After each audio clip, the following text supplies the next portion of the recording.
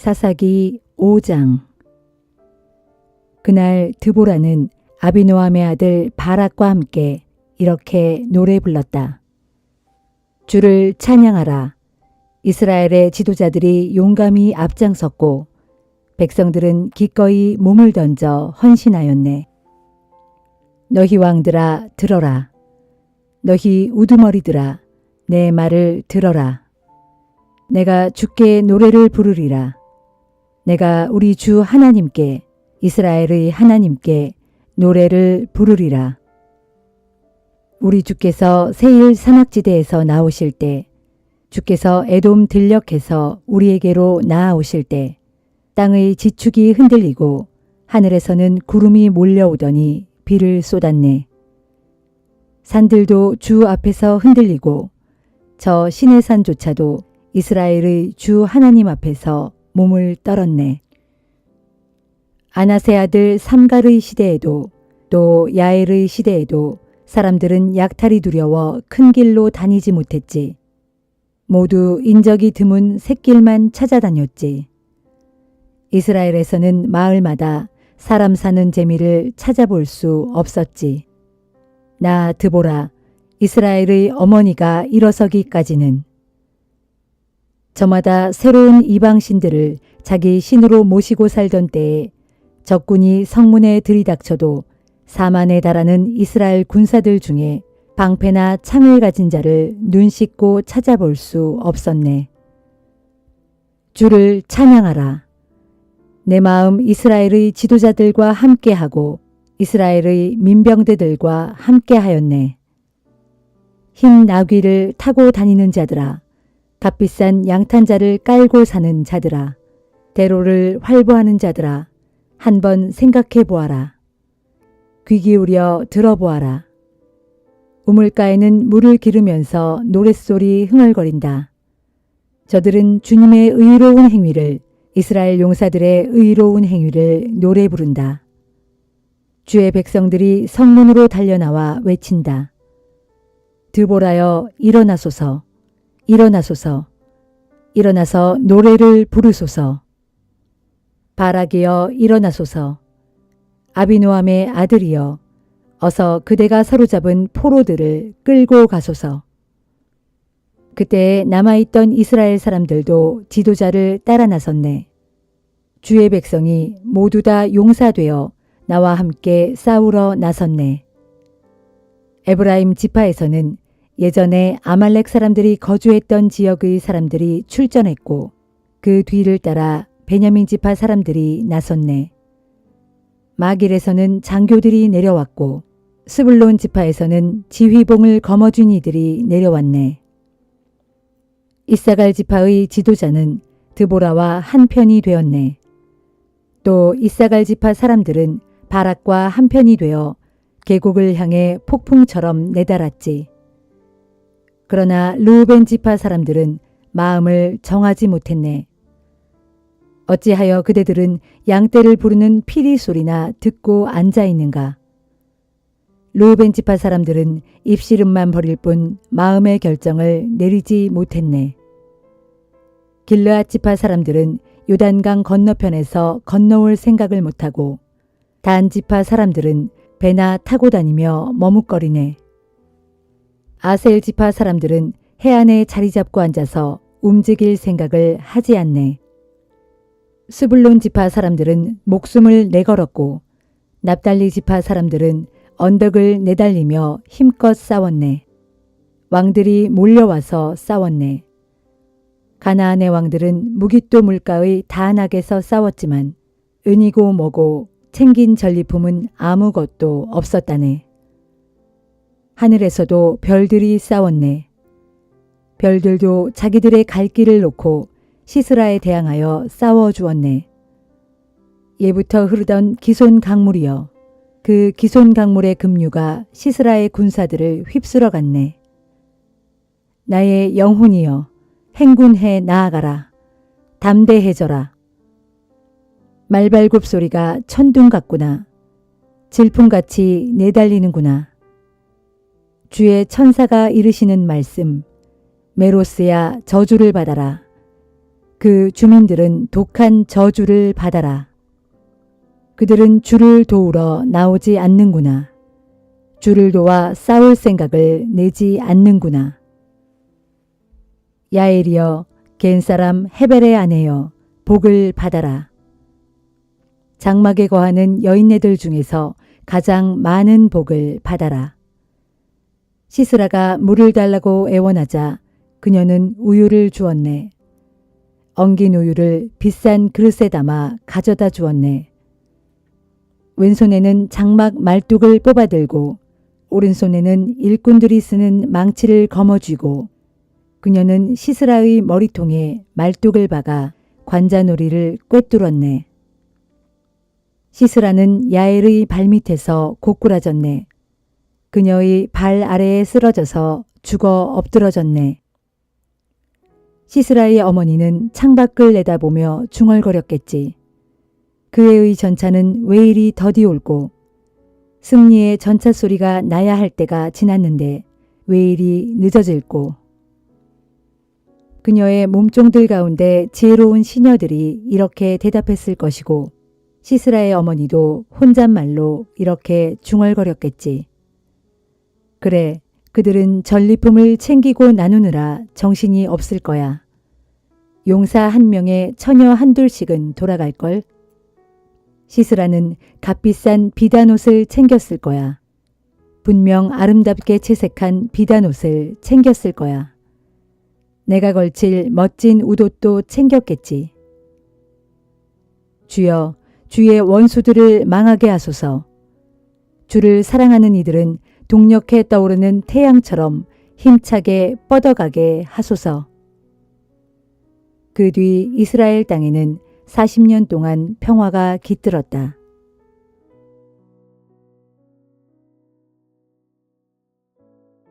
사도행전 9장. 한편 사울은 주님의 제자들을 모조리 잡아 죽이겠다는 기세로 여전히 살기등등했다. 그는 대제사장을 찾아가서 요구하기를, 다메섹에 내려가서 그 도를 따르는 사람들을 보기만 하면 남녀를 가리지 않고 모조리 예루살렘으로 붙잡아 올 테니 다메섹에 있는 여러 회당들에 보내는 공문을 써달라고 하였다. 공문을 받은 뒤 사울이 길을 떠나 다메섹 가까이 이르렀을 때였다. 갑자기 하늘에서 눈부신 빛이 내려와 사울을 둘러쌌다. 사울은 그만 땅에 엎드려지고 말았다. 그때 한 음성이 사울에게 들렸다. 사울아, 사울아, 내가 어찌하여 나를 핍박하느냐? 사울이 물었다. 당신은 누구십니까? 그러자 대답이 들려왔다. 나는 내가 핍박하는 예수다. 이제 일어나 성 안으로 들어가라. 그러면 내가 해야 할 일을 말해줄 사람을 만나게 될 것이다. 사울과 함께 길을 가던 사람들은 말을 잃고 멍하니 서 있었다. 그들에게는 단지 소리만 들렸을 뿐 아무것도 보이지 않았다. 사울은 땅에서 일어나 눈을 떴지만 아무것도 보이지 않았다. 그는 일행의 손에 이끌려 다메섹 성 안으로 들어갔다. 사울은 사흘 동안 앞을 보지 못하는 상태에서 아무것도 먹지도 마시지도 않은 채 지냈다. 한편 다메섹에는 아나니아라는 한 제자가 살고 있었다. 하루는 주님께서 환상 속에서 그에게 나타나 그를 부르셨다. 아나니아야. 그가 대답하였다. 예, 주님. 주님이 그에게 말씀하셨다. 너는 일어나 곧은 거리로 가서 유다라는 사람의 집을 찾아 거기서 5 사울을 만나라. 그는 지금 거기서 기도하고 있다. 그는 기도 중에 환상을 통해 아나니아라는 사람이 들어와 자신에게 손을 얹자 자신이 다시 앞을 보게 되는 광경을 보았다. 아나니아가 말했다. 주님, 저는 그 사람에 대해서 많은 소문을 들어 잘 알고 있습니다. 그 사람은 예루살렘에 있는 신자들에게 온갖 해를 끼쳤다고 합니다. 게다가 지금 그 사람은 대제사장으로부터 주님의 이름을 부르는 자들을 모조리 체포할 수 있는 공문까지 받아가지고 이곳으로 왔다고 합니다. 그러나 주께서 아나니아에게 말씀하셨다. 너는 일어나 가거라. 그 사람은 내 이름을 이방 사람들과 그들의 왕들에게 또한 이스라엘 백성들에게 전하고자 내가 특별히 선택한 그릇이다. 그 사람이 내 이름을 위하여 얼마나 많은 고난을 받아야 할 것인지 내가 그 사람에게 보여줄 것이다. 마침내 아나니아는 일어나 그 집을 찾아 안으로 들어갔다. 아나니아는 사울에게 손을 얹고 말했다.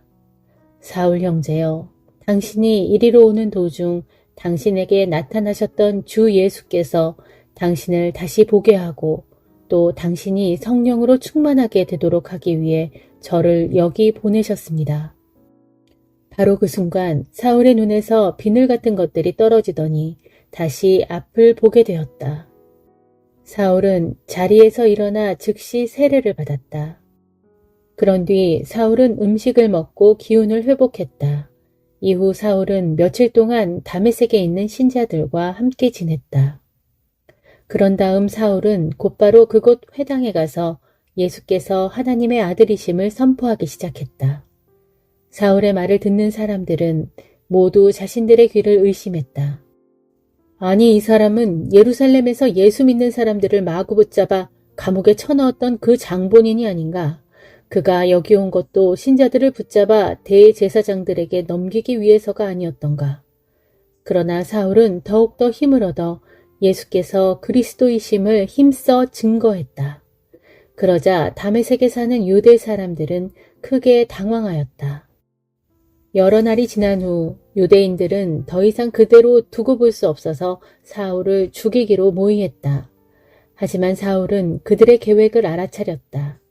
유대인들은 밤낮으로 사방의 다메섹 성문을 지키며 사울을 죽일 기회만 노리고 있었다.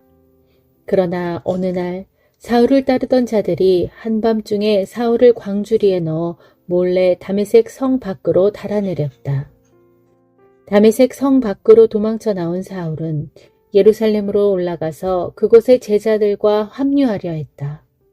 하지만 모두가 사울을 두려워할 뿐 그가 정말로 예수의 제자가 되었음을 믿으려고 하지 않았다. 그러나 바나바는 사울을 받아들여 그를 데리고 사도들에게 갔다. 그리고 바나바는 사울이 다메섹으로 가는 도중에 어떻게 주를 뵙게 되었으며 또 주께서 그에게 무슨 말씀을 하셨고 또 다메섹에서 그가 얼마나 두려움 없이 예수의 이름으로 담대히 복음을 전했는가를 사도들에게 상세히 설명해 주었다. 그제야 제자들은 사울을 받아들였고 사울은 제자들과 함께 지내며 예루살렘을 자유롭게 다니면서 주의 이름을 담대히 전했다. 사울은 헬라어를 쓰는 유대인 몇 사람과 이야기를 나누고 토론도 했지만 그들은 무조건 사울을 죽이려고 했다. 믿는 형제들이 이 사실을 알아차리고 사울을 가이사랴로 데리고 갔다가 다시 다소로 보냈다. 그리하여 교회는 유대와 갈릴리와 사마리아 온 지방에 걸쳐 튼튼하게 성장하면서 평안을 누리게 되었고 또한 주님을 경외하는 삶과 성령의 위로를 받는 가운데 날로 신자의 수가 늘어났다. 그 무렵 베드로는 여러 지방을 두루 다니다가 루따에 내려가서 그곳 신자들을 방문하게 되었다. 거기에서 베드로는 애니아라는 사람을 만났는데 이 사람은 8년째 중풍으로 자리에 누워 있었다. 베드로가 그를 보고 말했다. 애니아여, 예수 그리스도께서 당신의 병을 고쳐주셨습니다. 그러니 이제 일어나 당신의 침구를 정돈하시오. 그러자 애니아가 알아 누워있던 자리에서 즉시 일어났다. 루따와 사론에 사는 주민들이 애니아에게 일어난 일을 보고는 모두 주께로 마음을 돌이켰다. 요빠에는 다비다라는 여신도가 살고 있었다.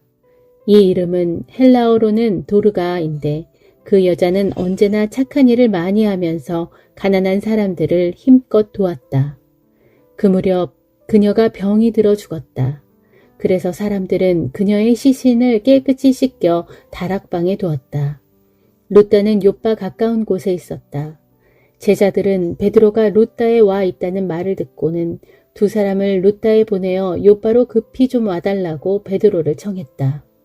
베드로가 그들과 함께 요빠로 오자 신자들은 그를 도르가의 시신이 있는 다락방으로 안내했다.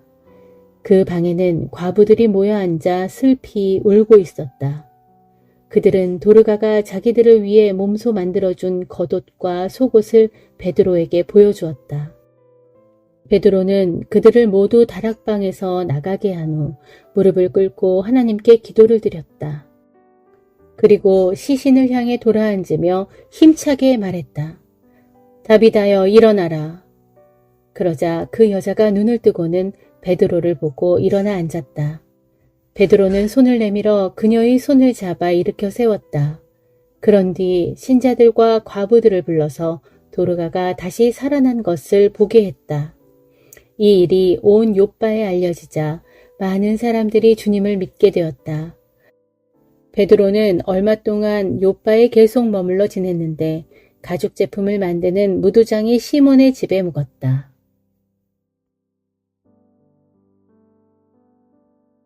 예레미야 18장. 주께서 예레미야에게 말씀하셨다. 예레미야야, 너는 일어나 토기장이의 집으로 내려가라. 거기에서 내가 너에게 나의 말을 들려주겠다. 그래서 나는 일어나 토기장이의 집으로 내려갔다. 그런데 마침 토기장이는 물레를 돌리며 한참 일하고 있었다. 일하는 모습을 가만히 지켜보니 토기장이는 진흙으로 그릇을 빚다가 모양이 제대로 나오지 않으면 그 진흙을 가지고 자기의 좋은 뜻대로 다른 그릇을 새로이 빚었다. 바로 이때 주께서 내게 말씀하셨다.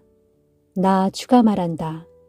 이스라엘 백성들아, 토기장이가 진흙에게 행하는 것처럼 나도 너희들을 능히 그렇게 다룰 수가 없겠느냐. 이스라엘 백성들아, 진흙이 토기장이의 손 안에 있듯이 너희도 내 손 안에 있다.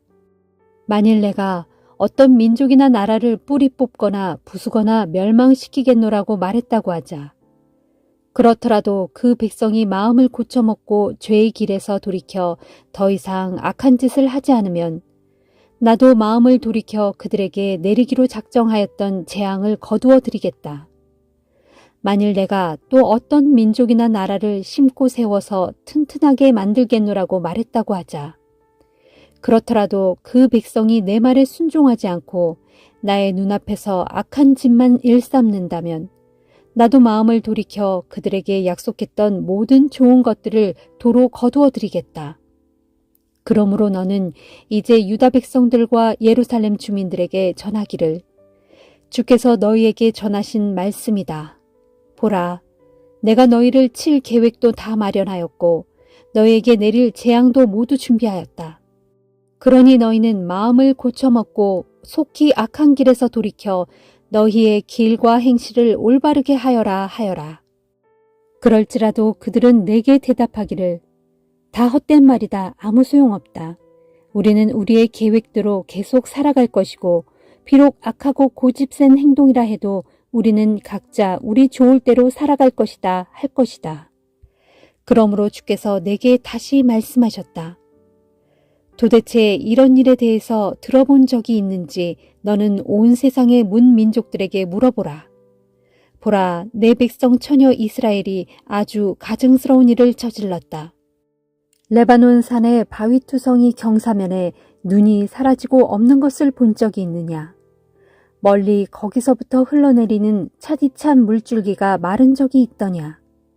하지만 내 백성 이스라엘은 나를 잊어버렸다.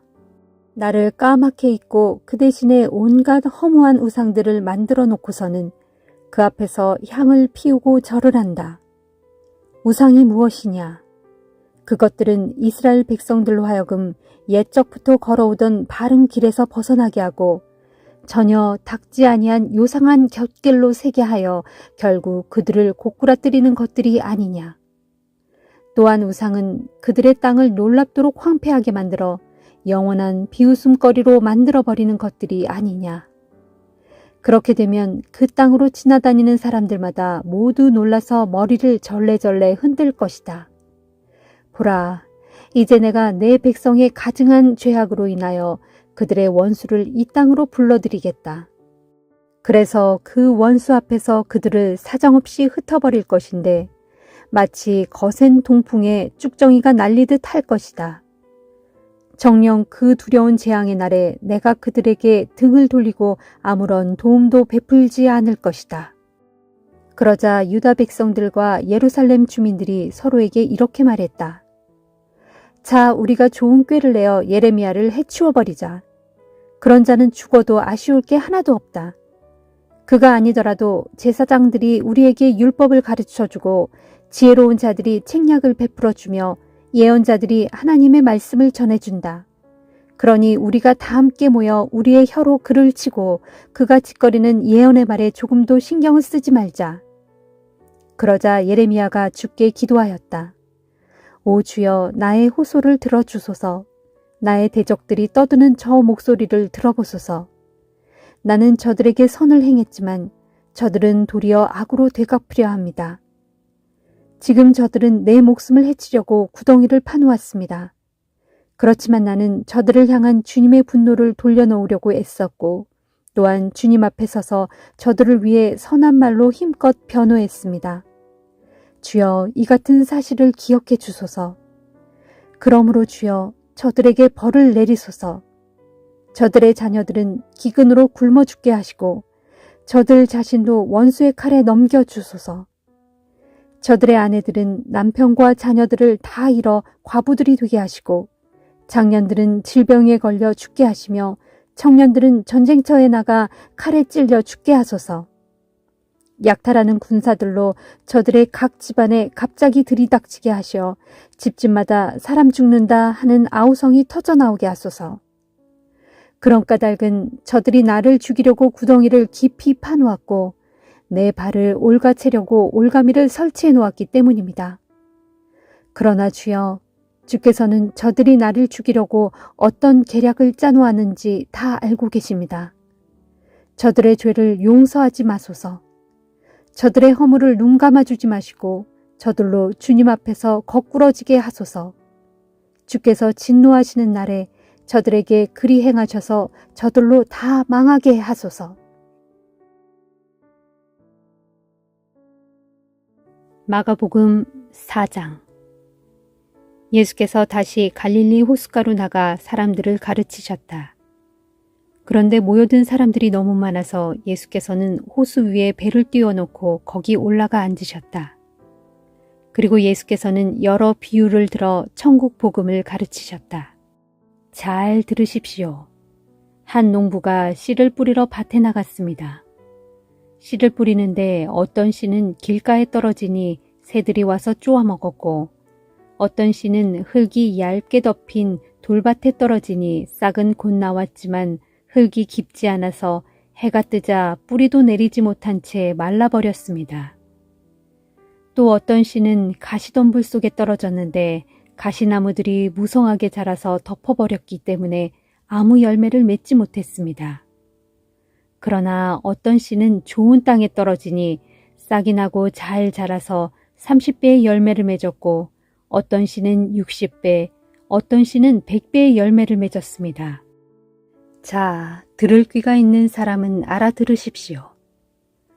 그 후 예수께서 혼자 계실 때 12 제자와 함께 항상 예수를 따르던 사람들이 예수께 나와 물었다. 그 씨 뿌리는 자의 비유는 무슨 뜻을 갖고 있습니까? 예수께서 그들에게 대답하셨다. 당신들에게는 하나님 나라의 비밀을 아는 것이 허락되었지만 저 바깥의 다른 사람들에게는 모든 것이 비유로만 말해지고 있어. 이것은 그들이 보아도 알지 못하게 하고 들어도 깨닫지 못하게 하여 저들이 돌이켜 용서를 받지 못하게 하시려는 것이요. 그런 다음 예수께서 제자들에게 말씀하셨다. 이 비유를 알아듣지 못하겠느냐? 이렇게 간단한 비유를 이해하지 못한다면 어떻게 다른 비유들을 알아들을 수 있겠느냐? 잘 들어라. 씨를 뿌리는 농부는 하나님의 말씀을 전하는 사람이다. 길가에 뿌려진 씨는 이런 자들을 가리킨다. 즉, 그들은 하나님의 말씀을 듣기는 하지만 곧바로 사탄에게 그 말씀을 빼앗겨버리는 자들이다. 돌밭에 뿌려진 씨는 이런 자들을 가리킨다. 즉, 그들은 처음에 하나님의 말씀을 기쁘게 듣지만 말씀이 그들 속에 깊이 뿌리를 내리지 못하여 말씀 때문에 환난이나 박해를 받으면 곧 걸려 넘어지는 자들을 가리킨다. 가시덤불 속에 뿌려진 씨는 이런 자들을 가리킨다. 즉, 그들은 말씀을 듣긴 하지만 세상살이의 염려와 재물의 유혹, 그리고 그 밖에 다른 여러 가지 욕심들이 그 마음에서 말씀을 막아서 아무런 열매도 맺지 못하는 자들을 가리킨다. 끝으로 좋은 땅에 뿌려진 씨는 이런 자들을 가리킨다. 즉, 그들은 말씀을 듣고 마음속에 잘 받아들여 그 결과로 30배, 60배, 100배의 풍성한 열매를 맺는 자들을 가리킨다. 예수께서 또 제자들에게 말씀하셨다. 사람이 등불을 켜서 그것을 돛박으로 덮어두거나 침상 밑에 두는 사람이 어디에 있겠느냐. 누구든지 등불은 등잔대 위에다 두지 않느냐. 마찬가지로 숨겨둔 것은 드러나게 마련이고 감추어둔 것은 나타나게 마련이다. 들을 귀가 있는 사람은 알아들어라. 예수께서 또 제자들에게 말씀하셨다. 너희는 이 말을 마음에 새겨들어라. 너희가 남에게 헤아려 달아주는 만큼 헤아려 달아 받게 될 뿐만 아니라 거기에다 덤으로 더 헤아려 얻어받게 될 것이다. 그렇다. 누구든지 가진 사람은 더 많이 받을 것이고 갖지 못한 사람은 그 가진 것마저도 빼앗기고 말 것이다. 예수께서 또 제자들에게 말씀하셨다. 하나님의 나라는 이렇게 비유할 수 있다. 농부가 땅에 씨를 뿌려 놓으면 그 씨는 농부가 자든 깨어있든 밤낮으로 싹을 틔우고 스스로 자라난다. 씨가 어떻게 해서 그렇게 스스로 자라나는지 농부는 알지 못한다. 그것은 땅이 저절로 씨를 자라나게 하기 때문이다. 처음에는 싹이 돋고 다음에는 이삭이 나고 마침내 나달이 알차게 맺힌다. 그래서 곡식이 익으면 농부는 낫을 대어 곡식을 거두어 드린다. 추수 때가 되었기 때문이다. 예수께서 또 말씀하셨다. 하나님의 나라를 어디에 비할 수 있을까? 무슨 비유로 하나님의 나라를 설명할 수 있을까? 그렇다. 하나님의 나라는 겨자씨와도 같다.